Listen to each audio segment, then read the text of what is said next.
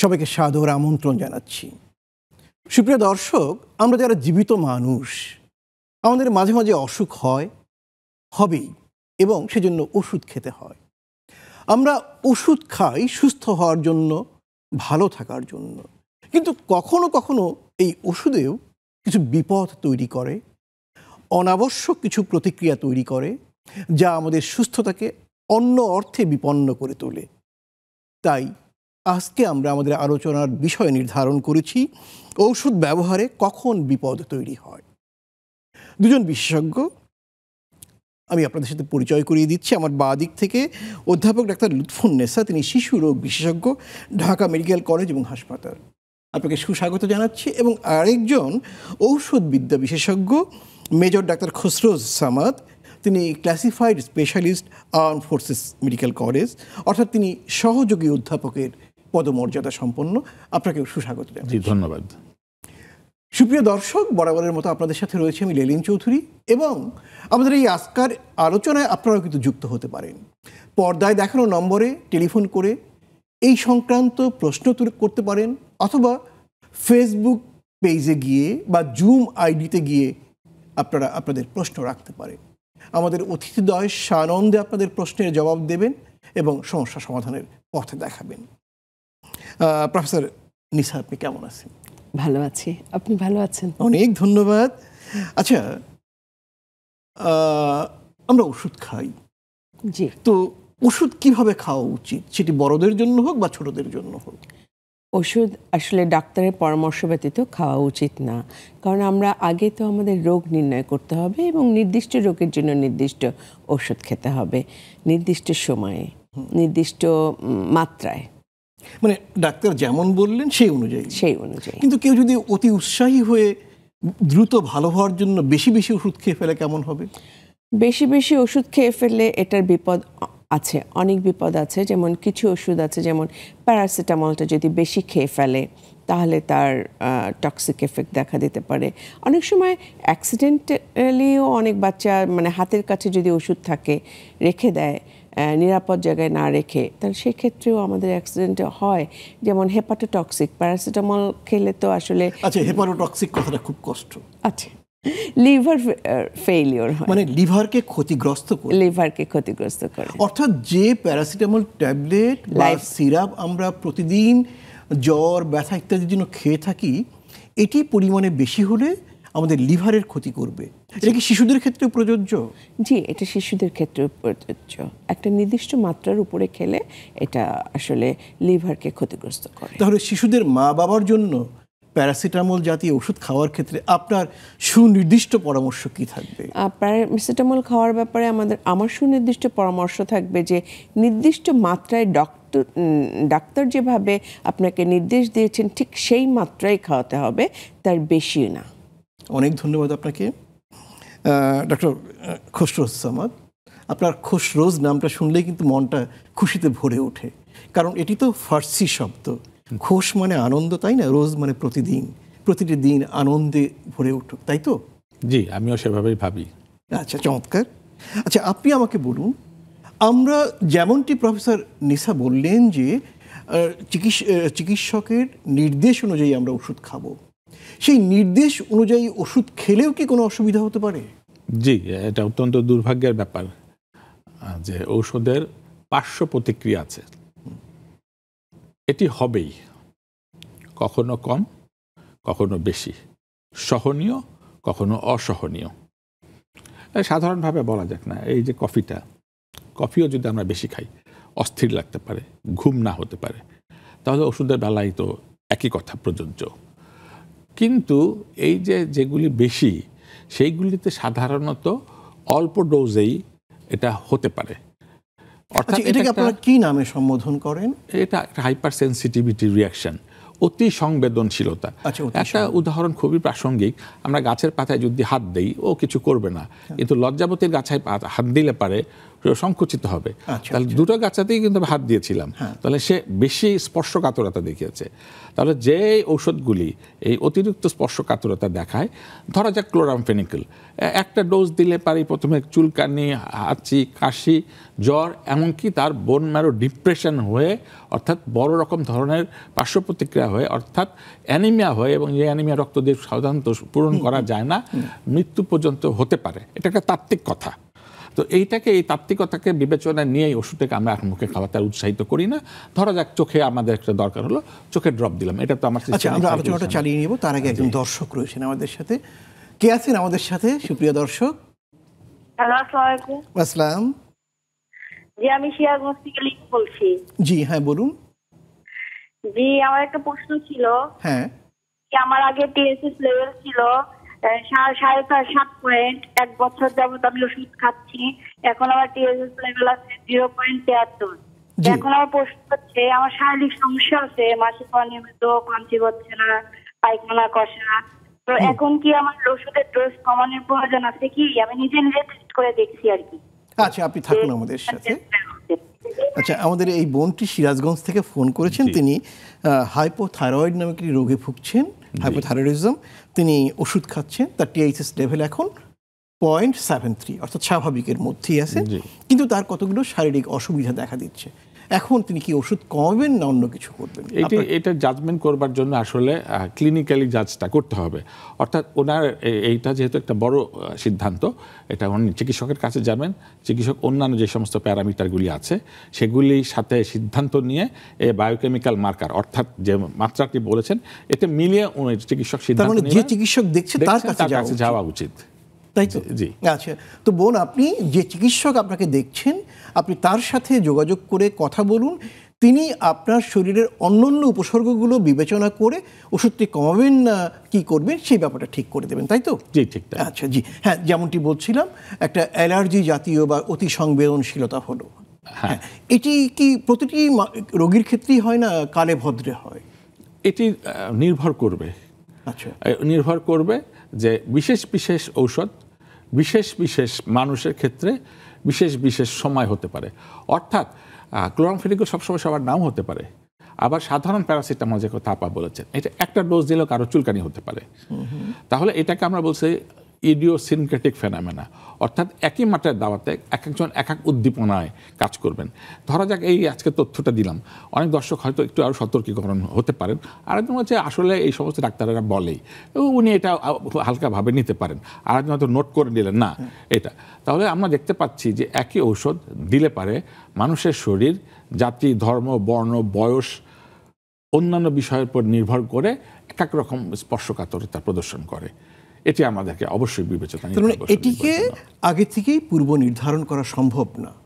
এটি ডাক্তার, এই জন্যই আপা যে কথাটা বলেছেন যে এটি ডাক্তার নির্ধারণ করবেন। ডাক্তার যখন উনিকে দেখবেন তখন এই বিষয়গুলি বিবেচনাতে নিয়েই এটি দিবেন। এটাই হচ্ছে ওষুধবিদ্যা। অর্থাৎ এই ক্ষেত্রে ওই জ্বর হয়েছে, সেই জন্যই সর্দি কাশি হয়েছে, ঠান্ডা লেগেছে বিবেচনা করে অতি উৎসাহী বারবার আমরা আলোচনায় আনছিলাম, কেউ অ্যান্টিবায়োটিক খেয়ে ফেললো, এটা কোনো রকমভাবে এটার উপযোগিতা নাই। কারণ অ্যান্টিবায়োটিক খাওয়ার হয়তো ওনার দরকারই ছিল না, হয়তো একটা ভাইরাস দ্বারা হয়েছে, তো ভাইরাসের জন্য তো অ্যান্টিভাইরাল ড্রাগ লাগে। কিন্তু উনি ধরা যাক অ্যামোক্সিসিলিন জাতীয় একটা ওষুধ খেয়েছেন, এটি বহুল ব্যবহৃত, কিন্তু অ্যামোক্সিসিলিন তো একটা অ্যান্টিবায়োটিক, ব্যাকটেরিয়ার উপর কাজ করে, কিন্তু ওনার হচ্ছে ভাইরাস দ্বারা। কিন্তু ওনার প্রিকনসিভ ডায়রিয়া আগে থেকেই ছিল। আমি তো দেখেছি যে সর্দি কাশি জ্বর ডাক্তাররা তো অ্যামোক্সিসিলিন লেখে, তাহলে টাকা ডাক্তারের কাছে যাওয়ার হ্যাসেলটা করবেন কিসের জন্য? আমি অ্যামোক্সিসিলিন খেয়ে ফেলি। তাহলে এই ওষুধটা তার অপ্রয়োজনীয় তো হলোই, অর্থ নষ্ট হলো, তার কিছু পার্শ্ব প্রতিক্রিয়া হলো, এবং এই ইনজুডিশিয়াস কোনো কারণ ব্যতিরেকে বারবার খাওয়ার কারণে এই অ্যামোক্সিসিলিন চমৎকার একটি ওষুধ একসময় নিষ্ক্রিয় হয়ে যাবে। অনেক ধন্যবাদ আপনাকে। আমরা কন্টিনিউ করব, চালিয়ে নেব।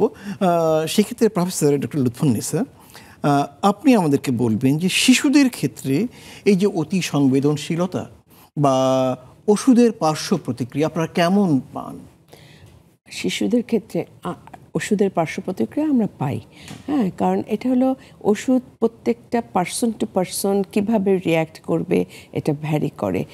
কোনো পার্সনের একটা ওষুধে হয়তো, যেমন পেনিসিলিন, বিশেষ করে ইনজেক্টেবল ফর্মে কেউ হয়তো অ্যানাফাইলেকটিক রিয়াকশন করে সাডেন ডেথ হতে পারে, আবার দেখা গেল যে অন্যজন। অ্যানাফাইলেকটিক রিয়াকশন যে শব্দটি বললেন, সাধারণ আমাদের জন্য একটু কষ্টকর বোঝা, তো একটু বুঝিয়ে বলবেন কি হয়? হঠাৎ করে অজ্ঞান হয়ে যাবে, হঠাৎ করে তার শ্বাসকষ্ট শুরু হতে পারে, হঠাৎ করে ব্লাড প্রেশার কমে যাবে, ঘাম দেখা দিবে, ফ্ল্যাশ লাল হয়ে যেতে পারে, এরকম মানে কোনো একটা ওষুধ খাওয়ার পর তার খুব শ্বাসকষ্ট এবং হাইপোটেনশন হলো, এই ধরনের রিয়াকশন যখন থাকে তখন আমরা অ্যানাফাইলেকটিক রিয়াকশন। এটা হলে মারা যেতে পারে, মারাও যেতে পারে। আচ্ছা, ধরা গেল, আমি দুজনের জন্য প্রশ্নটা ছুড়ে দিচ্ছি, সেটা হলো যে এরকম একটি ঘটনায় একজন মানুষের একটা ওষুধ বা ইঞ্জেকশন দেওয়ার পরে বা ওষুধ খাওয়ার পরে বা ব্যবহারের পরে সে অজ্ঞান হারালো, মৃত্যুর মতো অবস্থা তৈরি হলো বা মারা গেল। আচ্ছা, এতে যে ডাক্তার তাকে এই ওষুধটা লিখলো তার বিরুদ্ধে কোনো আইনি ব্যবস্থা নেওয়া হবে কিনা? তার বিরুদ্ধে আইনি ব্যবস্থা আসলে এটা বিএমডিসি নির্ধারণ করবে, এটা তো তদন্ত কমিটি হবে, বা এটাতে আসলে হয়েছে কি এখানে যে প্রপারলি যেটা হিস্ট্রিটা আমাদের খুব ইম্পর্টেন্ট, যে তার কোনো অ্যালার্জি আছে কিনা, সে কিছু কোনো ওষুধ দেওয়ার আগে সে কোনো সামান্য কিছুতে রিয়াকশন করে না কিনা, তার আগে পূর্বে কোনো ওষুধ দেওয়ার কারণে কোনো রিয়াকশন হয়েছে কিনা, এগুলো আসলে জেনে নেওয়া ভালো। আচ্ছা, আর আপার সাথে আমি যেটা সংযুক্ত করতে চাই, উনি যেটুকু বলেছেন যথাযথ বলেছেন।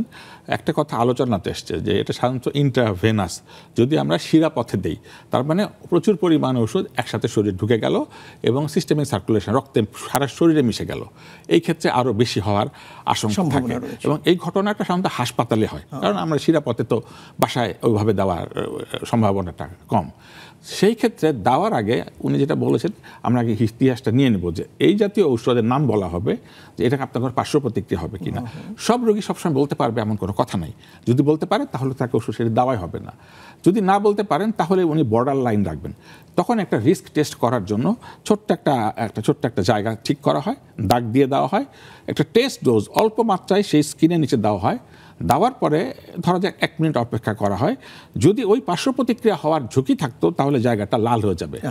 তখন ডাক্তার সিদ্ধান্ত নেবেন যে না, পার্শ্ব প্রতিক্রিয়া হওয়ার উপসর্গ দেওয়া দিচ্ছে, তখন উনি ওষুধটা আর দিবেন না।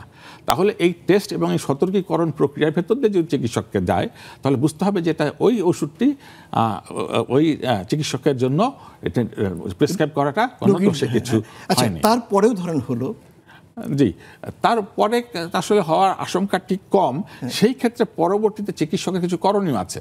অর্থাৎ অ্যানাফাইলেকটিক রিয়াকশন হয়ে গেছে, চিকিৎসক বসে দেখবেন, তাহলে অ্যানাফাইলেকটিক রিয়াকশনের তাৎক্ষণিক কিছু চিকিৎসা আছে। আপা যেটা বলেছেন, তার বুকে ব্যথা হচ্ছে, মানে শ্বাসকষ্ট হচ্ছে, তাহলে শ্বাসকষ্টকে ফিরিয়ে আনবার জন্য ডাক্তারের যে ক্যারিশমা, এটা উনি যথাযথ প্রয়োগ করেছেন কিনা। আপনি বলেছেন তার ব্লাড প্রেশার কমে যেতে পারে বা পালস কমে যেতে পারে, তাহলে পালস কমে কি ডাক্তার বসে থেকেছিলেন, নাকি পালস বা ব্লাড প্রেশার বা অন্যান্য যে প্যারামিটারগুলি ছিল এটিকে স্বাভাবিক করতে যা যা করণীয় উনি যথাযথভাবে যদি করে থাকেন, নিশ্চয়ই এটা মানব হিসেবে উনি কাজ করেছেন। আচ্ছা, তার মানে হচ্ছে যে ওষুধের এই পার্শ্ব প্রতিক্রিয়াগুলো বৈজ্ঞানিকভাবে স্বীকৃত, জি, কিন্তু এটি ঘটার পরে ডাক্তার পদ্ধতিগতভাবে বিজ্ঞানসম্মতভাবে যা যা করার দরকার সেটি করলে ডাক্তার অপরাধ মুক্ত। জি, এবং এটা বলে নেওয়াটাও বাঞ্ছনীয় যে এরকম একটা ঝুঁকি হতে পারে। আচ্ছা আচ্ছা, হ্যাঁ, এখন তোমার অপশন, যেহেতু জীবন মৃত্যুর কোন প্রশ্ন আসে যে এটি না দিলে পারে তার মৃত্যু হওয়ার ঝুঁকি আছে এবং দিলেও তার ক্ষতি হতে পারে, সেক্ষেত্রে অপশন দিয়ে দেওয়া হয়। যদি রোগী বড় হন তাহলে তিনি তার সিদ্ধান্ত নেবেন, আর যদি রোগী ছোট থাকে তাহলে তার যে যথাযথ অভিভাবক তিনি বলবেন যে এটা ভালো বা মন্দ। এখন অপশন দুটোরই পার্শ্ব প্রতিক্রিয়া আছে। অনেক ধন্যবাদ আপনাকে।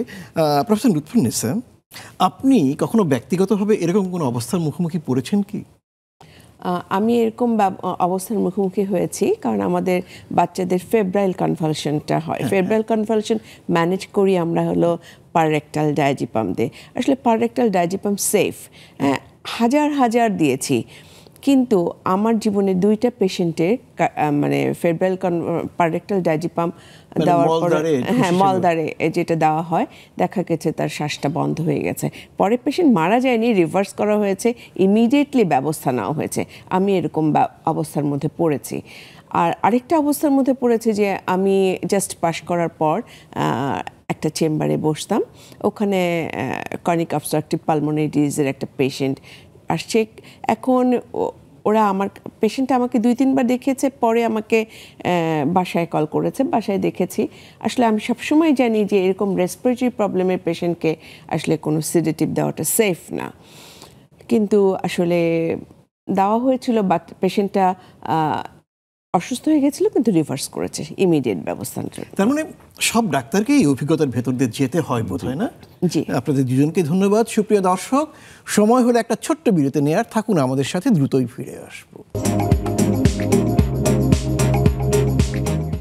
সঙ্গে থাকার জন্য অনেক অনেক ধন্যবাদ। সুপ্রিয় দর্শক, ওষুধের ব্যবহারে কখন বিপদ তৈরি হয় এই বিষয়ে আমরা আলোচনা করছি, এবং প্রফেসর ডাক্তার লুৎফুন্নেসা এবং associate professor major doctor Khasruzzaman আমাদের সাথে আলোচনা রয়েছেন। এবং আপনারাও পর্দায় দেখানো নম্বরে ফোন করে বা ফেসবুকের পেজে গিয়ে বা জুম আইডিতে গিয়ে কিন্তু আমাদের অতিথিদ্বয়ের কাছে এই সংক্রান্ত কোনো প্রশ্ন করতেই পারেন।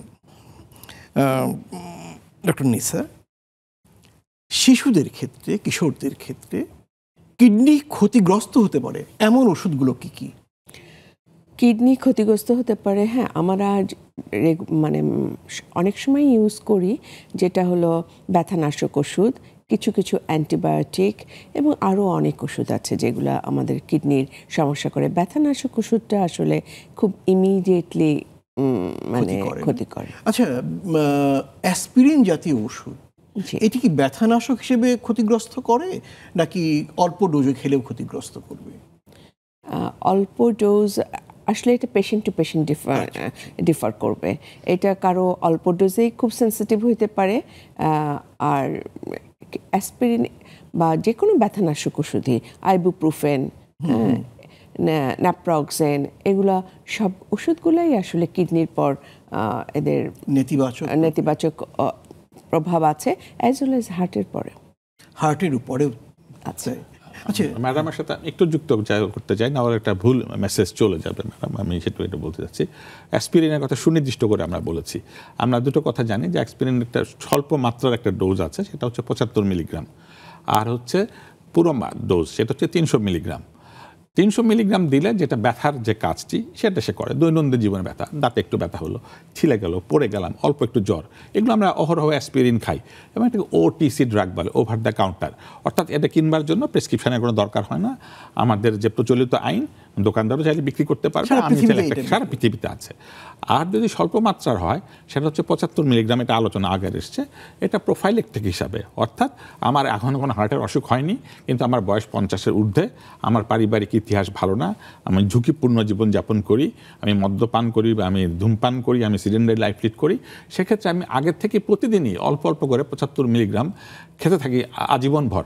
সেই ক্ষেত্রে রাদার এটা আরও হার্টকে প্রোটেক্ট করে, হার্টের জন্য আরও এটি ভালো। আচ্ছা, কিন্তু এখানে আরেকটা বিষয় কি আমরা মনে রাখবো না, এই যে ওষুধটি আমি খাচ্ছি অ্যাসপিরিন 75 বা 100 মিলিগ্রাম, এতে আমার রক্তের জমাট বাঁধার ক্ষমতা কমে যাবে, একটু আঘাতে আমার মাথার ভেতরে রক্তক্ষরণ বা পড়ে গেলে রক্তক্ষরণ হতে পারে না? জি পারে, কিন্তু আমাকে তো কস্ট ভার্সেস বেনিফিট রেশিওটা বের করতে হবে, যে ঝুঁকি নিতেই হবে আমাকে, একটা দাঁড়িপাল্লার মতো, এদিকে হচ্ছে আমার ফলাফল আর এদিকে হচ্ছে আমার ঝুঁকি। যদি আমার ফলাফল বা আমার প্রাপ্ত বেনিফিটটা পেশেন্টের জন্য যদি বেশি হয়, তাহলে আমাকে ঝুঁকি নিতেই হবে। একটা মানুষ পড়ে যেয়ে তো শুধু রক্ত কেন, অনেক কিছু তো হতে পারে, তাহলে সে একদিন পড়ে যাবে, এই বিবেচনা করে আমি ওষুধটি লিখবো না, এটা খুব মেধাদীপ্ত বিষয় হলো না। বরং তাকে আমি যেটা বলে দিতে পারি, তোমার যদি পড়ে যাও তাহলে তোমার কিন্তু ঝুঁকি বেশি, সেক্ষেত্রে তুমি দ্রুত চিকিৎসকের শরণাপন্ন হবে, 5 জন লোকের থেকে তুমি অনেক সতর্ক থাকবে, কারণ তোমার পাতলা করতে হবে। এখানে আমি একটু অ্যাড করতে চাই যে আসলে আমার পারিবারিক ইতিহাস ঝুঁকিপূর্ণ থাকলেও আমারও পরীক্ষা নিরীক্ষা করতে হবে, কিছু পরীক্ষা নিরীক্ষা করে তারপরে আমাকে সিদ্ধান্ত নিতে হবে যে আমি এই ওষুধটা ইউজ করব। মানে একেবারেই বিনা বিবেচনায় না, কিছুটা পরীক্ষা নিরীক্ষা লাগবে। যে একজন দর্শক রয়েছেন আমাদের সাথে, কে আছেন আমাদের সাথে? সুপ্রিয় দর্শক, মিনিট দিই তো। জি বলুন। আসসালামু আলাইকুম। ওয়াসসালাম। জি ওয়াসসালাম। এই যে আমার শরীরে হচ্ছে অ্যালার্জি খুব। হ্যাঁ তো ধরেন নদীতে গোসল করতে পারি না, পুকুরে গোসল করতে পারি না, প্রতি রাতে একটা করে ট্যাবলেট খাওয়া লাগে। জি, তাতে কোনো ক্ষতি হবে কিনা? আপনি কি ট্যাবলেট খান? ওই ট্যাবলেটের নামটা কি দেওয়া তো অ্যালাক্টন। আচ্ছা, অ্যালাট্রল, থাকুন আমাদের সাথে। এই বন্ধুটি প্রতিদিন একটা করে অ্যালাট্রল ট্যাবলেট খায়। তার গোসল করলে হোক, তার শরীরে অ্যালার্জি হয়, নানা কারণে ক্ষতি হবে কিনা? এটা আসলে আমরা তো দীর্ঘমেয়াদীও ওষুধ দিই। হ্যাঁ, এখন ওনার যদি ওই অ্যালার্জির মাত্রাটা বেশি থাকে তাহলে ওনাকে চালায় যেতে হবে। বরঞ্চ আমরা ওষুধ বিদ্যায় যিনি বিশেষজ্ঞ তার মতটি শুনি। জি, ধন্যবাদ। আপা যথাযথই বলেছেন। এটা আবার ইতিহাসটা নিতে হবে যে ওনার হঠাৎ করে এই পানির প্রতি অতি সংবেদনশীলতা হলো নাকি ওনার দীর্ঘদিন ধরে ছিল। তাহলে দীর্ঘদিন উনি অ্যালাট্রল খেয়ে এসেছেন, বা উনি আসলে কতদিন অ্যালাট্রল ইতিমধ্যে খেয়েছেন। অ্যালাট্রল আসলে অ্যান্টিহিস্টামিনিক জাতীয় ঔষধ, অর্থাৎ শরীরে হিস্টামিন ওনার বেশি হতো পানির কারণে। এখন এটিকে ওনার শুধুমাত্র পানিতে হয় নাকি অন্যান্য কিছু হয় কি না, অন্যান্য বিষয়গুলিতে আমার কিছু প্রিকনসেপ্ট আইডিয়া আছে না, যে চিংড়ি মাছ খেলে হয়, ইলিশ মাছ খেলে হয়, হাঁসের ডিম খেলে হয়, বেগুন খেলে হয়। তাহলে এইগুলিও এই প্রশ্ন ওনার বেলা সমভাবে প্রযোজ্য কিনা এইগুলি বিবেচনায় নিয়ে তারপরে সিদ্ধান্তটা নেওয়া উচিত।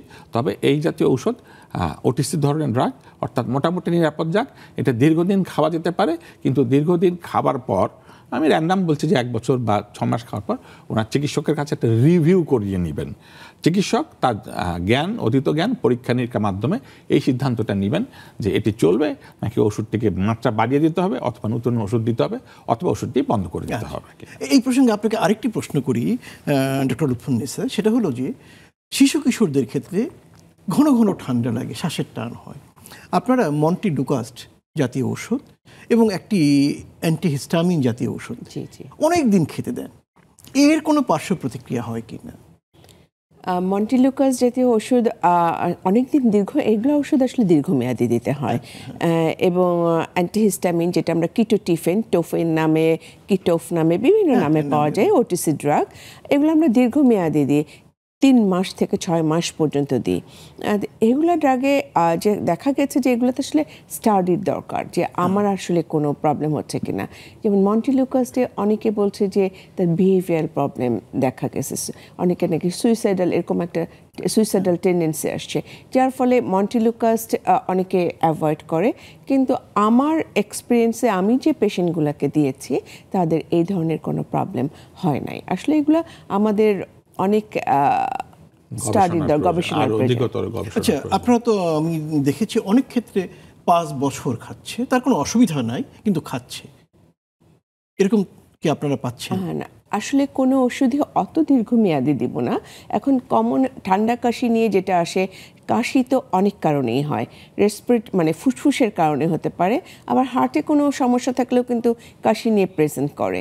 হ্যাঁ, সুতরাং আমাকে আগে বুঝতে হবে যে এটা কোন কারণে। এটা ফুসফুসের কারণে, ফুসফুসে তো আবার হলো নিউমোনিয়ার জন্য হয়, ভাইরাল ইনফেকশনের জন্য হয়, অ্যাজমা একটা ইম্পর্টেন্ট, অ্যাজমার ইনসিডেন্স এখন বেড়ে গেছে। তো অ্যাজমাটাতে আমরা দীর্ঘমেয়াদী চিকিৎসা দিই, step up and step down. যখন মানে তার কমপ্লেনগুলো কন্ট্রোল হয়ে যাবে, 3 মাস যদি সে স্ট্যাটিক স্টেজে থাকে, তাহলে আমরা গ্র্যাজুয়ালি একটা ওষুধ কমাই। ওই যে ওষুধটা আমরা দিয়েছি, প্রেসক্রাইব করি, সেটা মানে উইথড্র করতে আমাদের 1 ইয়ার লাগে। হ্যাঁ, আমরা হঠাৎ করে উইথড্র করব না। তো এরকম প্রতিটা, তার মানে কোনো ওষুধই এক নাগারে চিকিৎসকের বিবেচনা ব্যতিরেকে 5 বছর খাওয়া উচিত। 5 বছর খাবে না। অনেক ধন্যবাদ, আপনি খুব মূল্যবান একটি কথা বলেছেন। ডক্টর খসরুস সামাদ, আমাদের জীবনের চালিকা শক্তি তো আমাদের বুকের মধ্য এবং বাম পাশে হৃৎপিণ্ডে। কোনো ওষুধ কি হৃৎপিণ্ডের ক্ষতি করে? জি, আমরা তাদেরকে কার্ডিও টক্সিক ড্রাগ, মানে হার্টের জন্য, যেমন একটা আলোচনা এসেছিল লিভারের জন্য ক্ষতি, যেগুলি কিডনির জন্য ক্ষতি এবং হার্টের জন্য ক্ষতি, এগুলি ওষুধকে ভাগ করা হয়।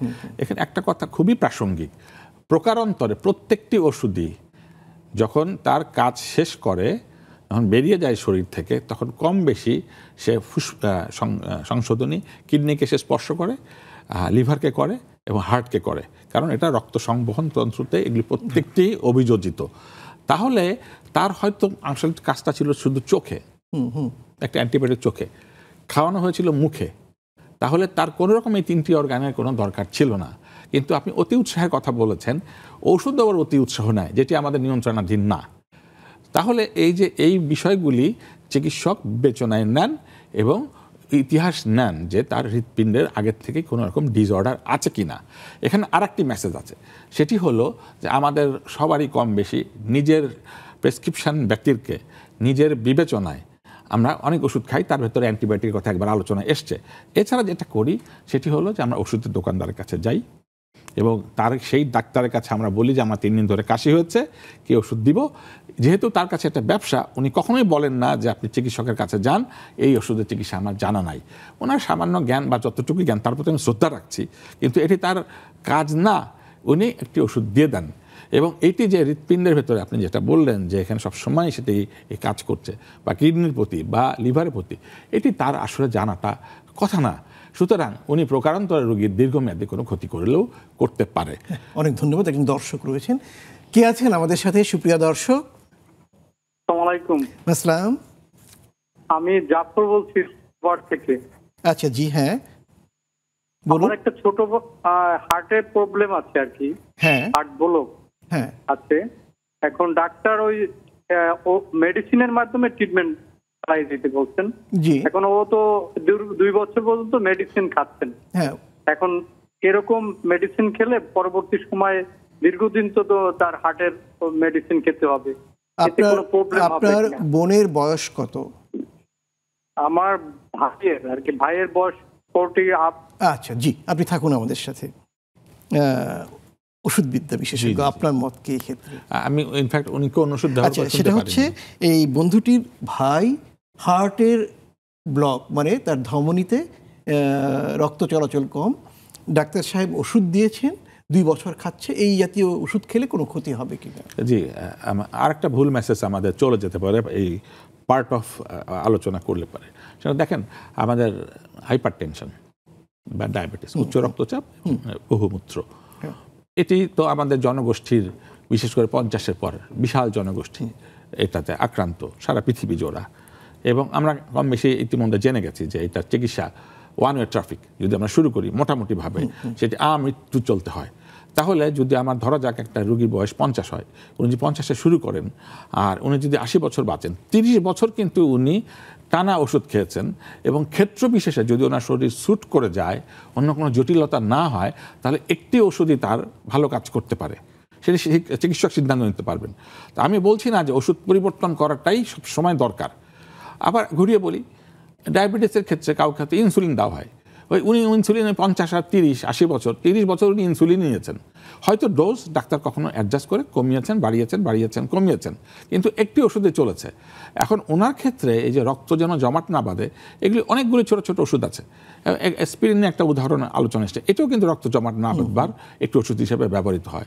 সুতরাং এই 2 বছরেই এটা হ্যাঁ বা না, এইখান থেকে বলার থেকে চিকিৎসক নির্ধারণ করবেন, মানে যার কাছে উনি দেখাচ্ছেন যে ওনার অন্যান্য কোনো বিষয়গুলি বিবেচনা আনতে হয় কিনা, তারপর একটি চলবে। তবে রক্ত জমাট যাদের প্রবণতা থাকে, এটি দীর্ঘমেয়াদী চিকিৎসা, মানে চিকিৎসক না বলা পর্যন্ত চলবে। জি, অনেক ধন্যবাদ। ডক্টর নেসা, অ্যান্টিবায়োটিক এই শব্দটি আমাদের মধ্যে এক ধরনের সতর্কতা তৈরি করে। জি, শিশু কিশোরদের ক্ষেত্রেও তো বটে। অনেক মা বাবা তার বাচ্চাদের নিয়ে ডাক্তারের কাছে এসে বলে, আমার বাচ্চাকে 1 বছর আগে অ্যান্টিবায়োটিক খাওয়ানো হয়েছিল, এখন পর্যন্ত তার পেট খারাপ রয়েছে বা তার স্বাস্থ্য ভালো হচ্ছে না। তো অ্যান্টিবায়োটিক কি এতদিন শরীরের ভেতরে থাকে বা তার প্রভাব থাকে কি না? না, অ্যান্টিবায়োটিক 1 বছর পর্যন্ত তার শরীরে থাকবে না, কারণ প্রত্যেকটা ওষুধের নির্দিষ্ট হাফ লাইফ থাকে। তারপরে আর সেই ওষুধটা কাজ করে না, কারণ আমরা একটা মানে হাফ লাইফের উপর ডিপেন্ড করে আমরা দিনে 3 বার বা 2 বার বা 4 বার বা সিঙ্গেল টাইম আমরা ওষুধ দিই এই হাফ লাইফের উপর, কার্যকারিতার উপর। তা সেক্ষেত্রে এটা 1 বছর আগে যদি কোনো অ্যান্টিবায়োটিক খাওয়ায় থাকে, উনি সেটার জন্য ওনার ডায়রিয়াটা হবে না। সেক্ষেত্রে ধরুন অ্যান্টিবায়োটিকটা 7 দিন বা 10 দিন দেওয়া হয়েছিল, 10 দিন অতিক্রান্ত হওয়ার পরেও অ্যান্টিবায়োটিক কি তার শরীরে জমা হয়ে থাকে, শিশুটার শরীরে? যেমন অ্যাজিথ্রোমাইসিন, কিছু কিছু ড্রাগ লং পিরিয়ড ধরে আমাদের শরীরে আসলে রিটেইন করে, জমা হয়ে থাকে। অ্যাজিথ্রোমাইসিন দেওয়ার পরে দেখা যায় এটা কমপ্লিট করার পরেও 7 days পর্যন্ত, 7 দিন থাকে, 1 বছর 6 মাস বা 5 বছর থাকে না, ওটা 1 বছর থাকে। তার মানে একটি অ্যান্টিবায়োটিক খেলে তার খারাপ প্রভাব অনেক বছর মাস থাকতে পারে বলে যে জনমনে যে ধারণা রয়েছে, এটি একেবারেই ভুল ধারণা, অমূলক। অনেক ধন্যবাদ আপনাকে। প্রিয় দর্শক, আবারও সময় হলো একটা ছোট্ট বিরতি নেয়ার, সঙ্গেই থাকুন।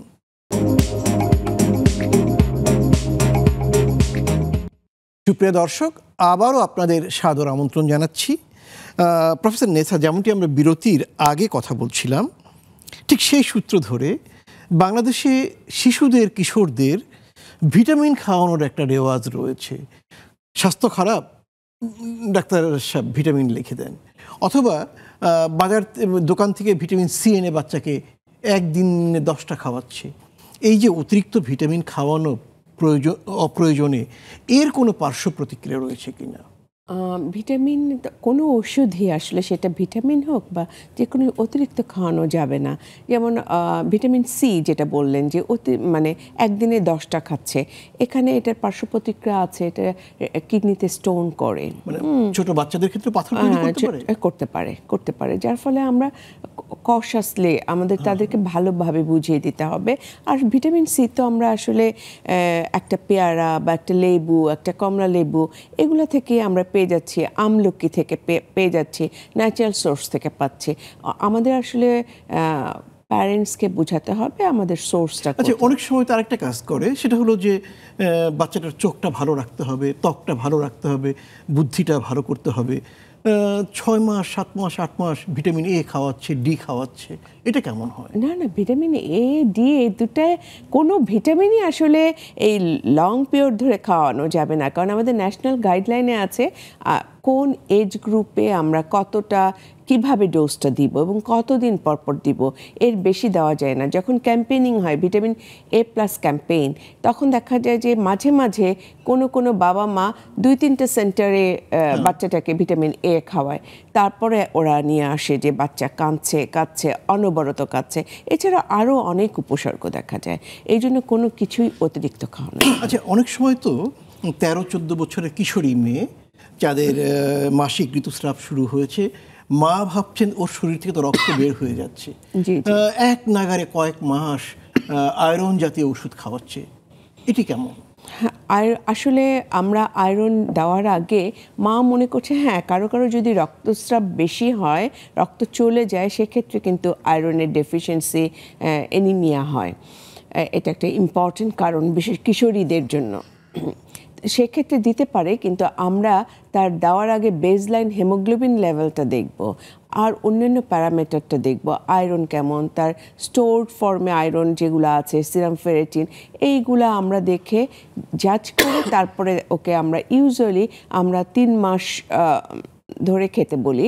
আর ইউজুয়ালি 2 সপ্তাহ পরে আমরা আবার টেস্ট করি। ইউজুয়ালি প্রতি সপ্তাহে 1 গ্রাম, আফটার 2 উইকস প্রতি সপ্তাহে 1 গ্রাম করে হেমোগ্লোবিন বাড়ার কথা। যদি এইভাবে না বাড়ে, তাহলে আমাদের আবার ইভ্যালুয়েট করা দরকার। নিজে খাওয়া যাবে, নিজে খাওয়া যাবে না। অনেক ধন্যবাদ আপনাকে। ডক্টর সামাদ, বাংলাদেশের একটা জনপ্রিয় ওষুধের নাম হচ্ছে গ্যাস্ট্রিকের ওষুধ। জি। এবং এটি খাবার জন্য অধিকাংশ লোক চিকিৎসকের দ্বারস্থ হওয়ার প্রয়োজন বোধ করেন না, নিজে তারা নিজেকে গ্যাস্ট্রিকের রোগী বলে। এবং গ্যাস্ট্রিক যে একটি অসুখের নাম, এটাও কিন্তু জনমুখে তৈরি এবং প্রচলিত। মাসের পর মাস যে এই ওষুধগুলো খাচ্ছে, এর কোনো নেতিবাচক প্রভাব পড়ে কিনা? জি, ধন্যবাদ। গ্যাস্ট্রিক এই নামটা মিসনোমার, ভুল নাম। আমাদের স্টমাকের আরেকটি নাম হচ্ছে গ্যাস্টার, অর্থাৎ পাকস্থলীর আরেকটি নাম হচ্ছে এই গ্যাস্ট্রিক।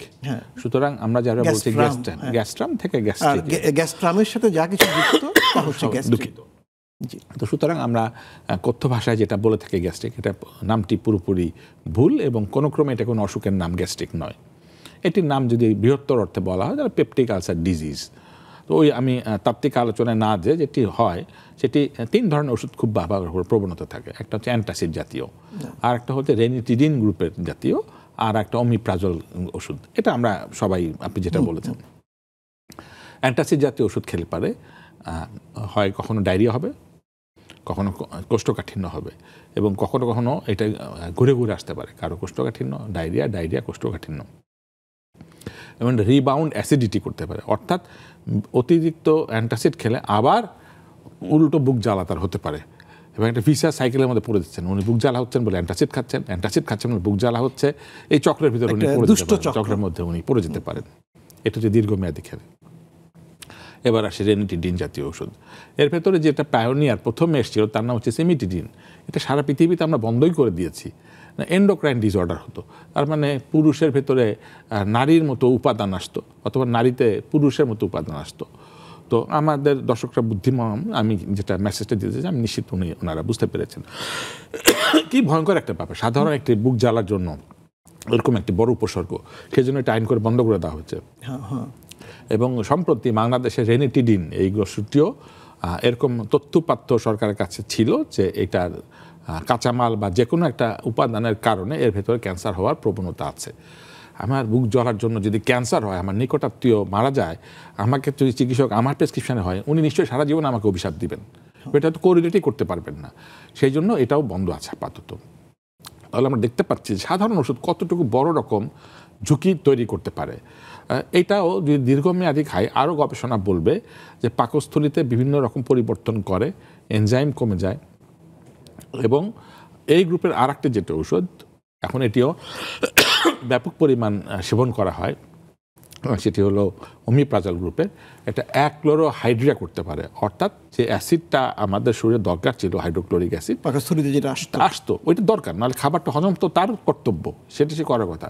কিন্তু এটা আমার অনিয়ন্ত্রিত মাত্রায় খাওয়ার ফলে এই অ্যাসিডটা পরিবর্তিত হয়ে যাবে, ফলে এই অ্যাসিডটা পাবে না, হজমের সমস্যা হবে, এমনকি ক্যান্সার হওয়ার ঝুঁকিও থাকতে পারে, মানে ক্যান্সারও হতে পারে। আচ্ছা, অনেক ধন্যবাদ আপনাকে। সুপ্রিয় দর্শক, কে আছেন আমাদের সাথে? আমি শিরিন বলছি সাভার থেকে। জি বলুন। হ্যাঁ, সাভার থেকে বলছি। জি বলুন। আমি ডায়াবেটিসের ওষুধ খাচ্ছি, সেটা হলো যে ডায়া মাইক্রো ইনশো। এটা 3 মাস থেকে খাচ্ছি। আর হলো লিগাডেট আপনার হলো 1 বছর 3 বছর থেকে খাচ্ছি। কিন্তু এই যে ডায়া মাইক্রো, এটা 3 মাস থেকে খাওয়ার পর থেকেই আমার পেশাবের রাস্তাটা ব্যথা করে। হ্যাঁ, কিন্তু হঠাৎ করে, রেগুলার না। জি, তো কি করতে হবে, তাই তো? হ্যাঁ, থাকুন, আমি কি ওষুধ থাকুন আপনি আমাদের সাথে। ডক্টর খসরু সালাম, ধন্যবাদ। আমরা একটু আগে আলোচনাতে এই কথাটা বলেছি যে ডায়াবেটিসের ওষুধ আমৃত্যু চলতে হবে।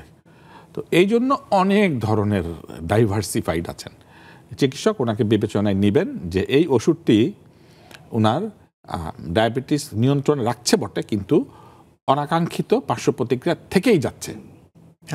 ছোট ছোটগুলি ডাক্তার বলে দেবেন যেটা আপনি মেনে নেন, কিন্তু যখন এটি একটি বড় ডিসঅর্ডার তৈরি করে, তখন ডাক্তারের বিকল্প ওষুধ অপশনে থাকেন, তখন উনি এই ওষুধটি পরিবর্তন করে দেন, যেটি যথাযথভাবে ডায়াবেটিক নিয়ন্ত্রণ করবে, কিন্তু ওই পার্শ্ব প্রতিক্রিয়া থেকে উনি মুক্ত থাকবেন। আচ্ছা, ধন্যবাদ। ডক্টর লুৎফুন্নিসা, শিশু কিশোরদের ক্ষেত্রে কখনো কখনো অ্যান্টিবায়োটিক অনেক দিন দিতে হয়, 5 বছরের মতো, ধরা গেল রিউম্যাটিক ফিভার, বাত জ্বর। আচ্ছা, সেই ক্ষেত্রে এই 5 বছরের অ্যান্টিবায়োটিক বা 18 বছর বয়স পর্যন্ত এটি কোনো পার্শ্ব প্রতিক্রিয়া তৈরি করবে কিনা?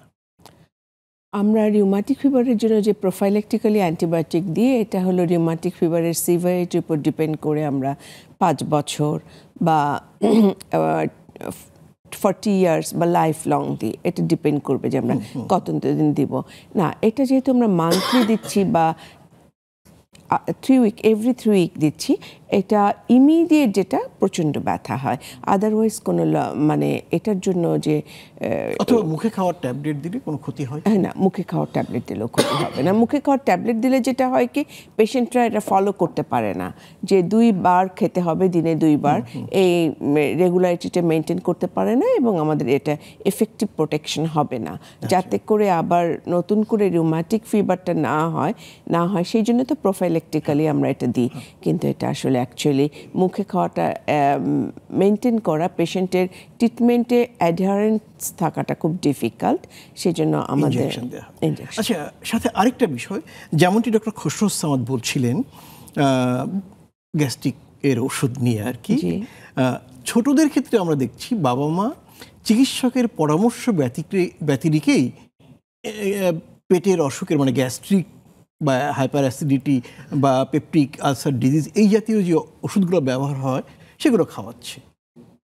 না, আসলে পেশেন্টরা তো ওষুধের দোকানে যেই ওরা খুব কম সময়েই ডাক্তারের শরণাপন্ন হয়, কারণ আমাদের এই আর্থসামাজিক প্রেক্ষাপটে সবাই আসলে আমাদের কাছে আসতে পারে না, সেই জন্য এটা আসলে ঠিক হচ্ছে না। এক্ষেত্রেও সেম, বড়দেরও যেমন প্রবলেম, বড়দের যেরকম পার্শ্ব প্রতিক্রিয়া হয় এখানেও তেমন পার্শ্ব প্রতিক্রিয়া হয়। আচ্ছা, আরেকটা বিষয়, শিশু কিশোরদের কোনো ওষুধ দিলে সেই ওষুধের উপরে কি ওরা অ্যাডিক্টেড বা নেশাগ্রস্ত বা নির্ভরশীল হতে পারে? কোনো ওষুধ দিলে নির্ভরশীল হতে পারে কি না, যেমন কিছু ওষুধ তো আসলে আগে কাশির ওষুধ হিসাবে আমরা ছোটোবেলায় ফেন্সিডিল যেটা খাইতাম সেটাতে তো আসক্তি তৈরি করে, কিছু ওষুধে তো আসক্তি তৈরি হয়, এই ব্যাপারে তো লক্ষ্য রাখতে হবে প্যারেন্টসকে। আচ্ছা, আপনি শেষ 1 মিনিট শিশুদের কিশোরদের ক্ষেত্রে ওষুধ খাওয়ানোর ব্যাপারে আপনার পরামর্শ কি থাকবে? শিশু কিশোরদের ওষুধ খাওয়ানোর ব্যাপারে যেটা বলবো যে আগে রোগ নির্ণয় করতে হবে। হ্যাঁ, রোগ নির্ণয়ের পরে আমাদের সঠিক ওষুধ সঠিক মাত্রায় সঠিক সময় পর্যন্ত দিতে হবে। অনেক ধন্যবাদ আপনাকে ডক্টর খসরু সামাদ। আমরা আলোচনার একেবারে শেষ পর্যায়ে, শেষ 1 মিনিট আপনি আমাদের দর্শকদের জন্য ওষুধ খাওয়া, ওষুধ না খাওয়া ইত্যাদি ব্যাপারে কি পরামর্শ দেবেন? জি, ধন্যবাদ। প্রথম কথা হলো যে দৈনন্দিন জীবনে ছোটোখাটো সমস্যাতে ছোটোখাটো ওষুধ খাওয়া যেতে পারে, প্যারাসিটামল, বাট এটা যেন ছোট ছোট হিসাবেই থাকে। দীর্ঘমেয়াদী যদি প্রশ্ন আসে, কোনো ক্রমেই ব্যক্তিগত ইচ্ছা বা অন্য কারো পরামর্শ এবং ওষুধের দোকানদারের পরামর্শ না খেয়ে একজন এমবিবিএস ডাক্তার ন্যূনতম তার পরামর্শে ওষুধ খাওয়া ভালো, এবং উনি প্রেসক্রিপশনটার জন্য পুরোপুরিভাবে বুঝে নেন যে এটি তার ডোজ কতটুকু, বাজারে তার 50 মিলিগ্রাম পাওয়া যায় 100 মিলিগ্রাম, এই ডোজটা ঠিক আছে কিনা, দিনে কতটুকু পরিমাণে খাবেন, কতদিন খাবেন, ভরা পেটে খাবেন না খালি পেটে খাবেন, এবং অন্য আগের থেকে যে ওষুধগুলি ছিল তার সাথে এটার কোনো ইন্টারাকশন হয় কিনা, এই সকল তথ্য উপাত্ত নিয়ে নিশ্চিত হওয়ার পরেই উনি ওষুধটি খেতে থাকবেন। অনেক ধন্যবাদ আপনাকেও, এবং আপনারা দুজনেই ভালো থাকুন। সুপ্রিয় দর্শক, আমরা ওষুধ সেবন করি সুস্থ থাকার জন্য, কিন্তু যদি সঠিক নিয়মে সঠিক মাত্রায় আমরা সেই ওষুধটি সেবন না করি, তাহলে ওষুধ নিজেই কিন্তু আমাদের জন্য আরেকটি বিপদ তৈরি করবে, যে বিপদের কারণে আমাদের সুস্থতা বিঘ্নিত হবে, জীবন যাপনে নানা জাতীয় বিঘ্ন দেখা দেবে। অতএব ওষুধ খাওয়ার ক্ষেত্রে কখনো আমরা নিজে নিজে সিদ্ধান্ত নেব না, চিকিৎসকের পরামর্শ নিব, এবং যেমনটি আমাদের আলোচকদ্বয় বললেন যে চিকিৎসক যেভাবে ওষুধটি খেতে বললেন, ধরা গেল খাওয়ার আগে বা পরে আমরা সেভাবে খাবো, এবং যতদিন খেতে বললেন আমরা ততদিন খাবো। আমাদের মনে রাখতে হবে, বিজ্ঞানের আশীর্বাদ স্বরূপ যতগুলো ওষুধ এ পর্যন্ত আবিষ্কৃত হয়েছে সবগুলোর যেমন ভালো দিক রয়েছে তেমন কিছু কিছু কিন্তু পার্শ্ব প্রতিক্রিয়াও রয়েছে। অতএব নিজে সিদ্ধান্ত নিতে গিয়ে নিজের পায়ে অবশ্যই আমরা নিজেরা কুড়াল মারব না। সুপ্রিয় দর্শক, ভালো থাকুন, নিরন্তর শুভকামনা রইল।